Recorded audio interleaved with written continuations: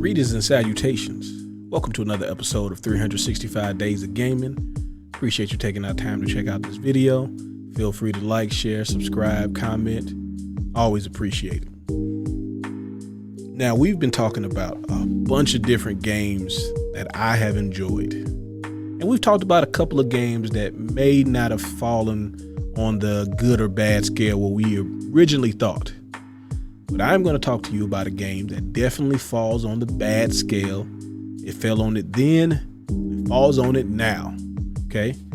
Now, let me just set the picture. I gotta do some exposition for you. I am a kid. I am from the Chicagoland area. Call it Chicago if you want to, but I was born in Elgin, Illinois, right outside Chicago. And I grew up in the 90s.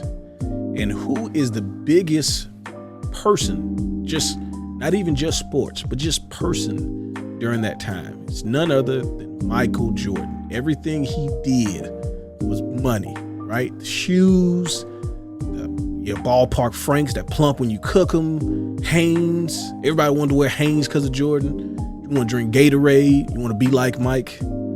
And Jordan was such a big brand and an imposing figure that in video games, you couldn't play him. If they did put him in a game, it was under the guise of player 99 or shooting guard, right? They wouldn't even put 23 on him. He wasn't even an NBA Jam. That's how big Jordan was. Jordan's so big that he made his own game, Chaos in Windy City. And it is awful, okay? No amount of nostalgia can make up for just this weird hodgepodge of a game.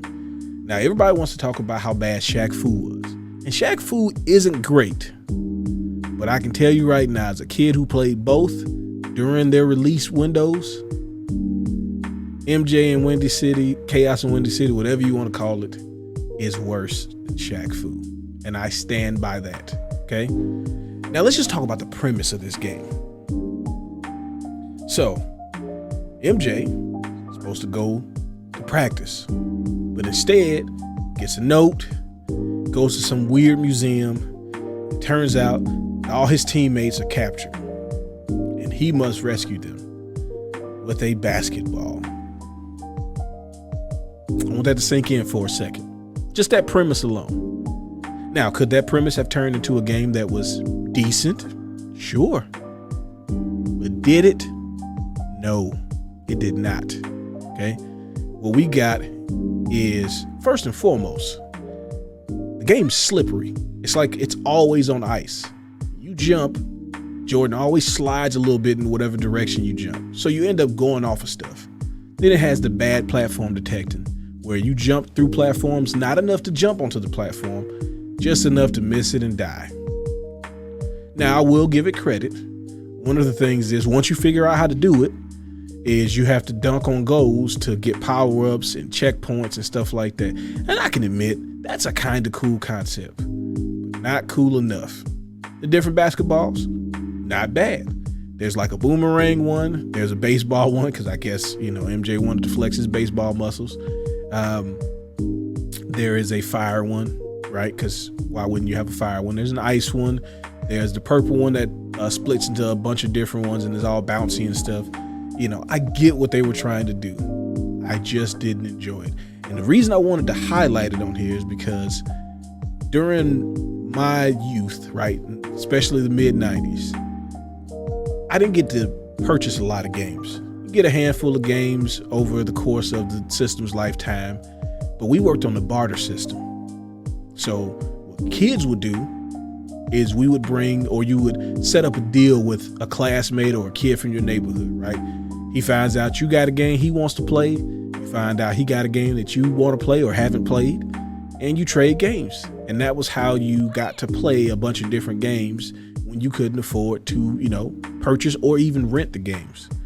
So the kid in my neighborhood is like, hey, I got this Michael Jordan game. You should let me borrow one of your games. I'm like, cool. I let him borrow my copy of Beavis and Butthead, which we'll get an episode because that's a good game. And I ride bikes to his house. He gives me his game. I'm like, all right, cool, bet. I'm out. I'm going to go play this. Now, my first inclination that this game was not going to be what I thought it was is he was one of those kids who tore the cover off his cartridge. I don't know why kids did that. They just did. So instead of me seeing what the game's cover art was, which would kind of give you an indication what you're getting into, there was just black marker that said MJ. So I'm still thinking this is a basketball game. Nope, it is not. And I really tried to play this game. I tried to play it as a kid, and from the footage you can see, I tried to play it now. Didn't work then, didn't work now.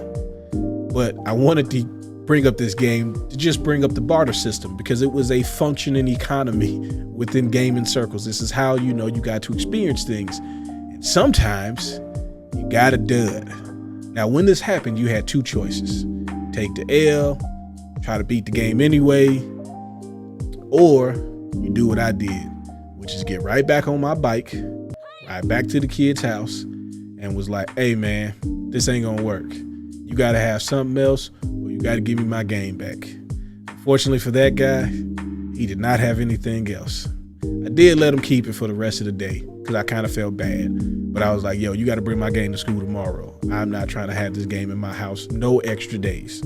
So that was my story with Michael Jordan Chaos in the Windy City.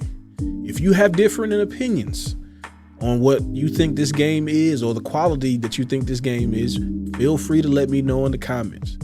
It's not going to change my mind, but I would like to hear what your if you have positive memories from this game. Not just countering me, but actual memories enjoying this game. If you did, shout out to you. Let us know in the comments. I'd be happy to hear it. And appreciate you checking out the video. Have a good one.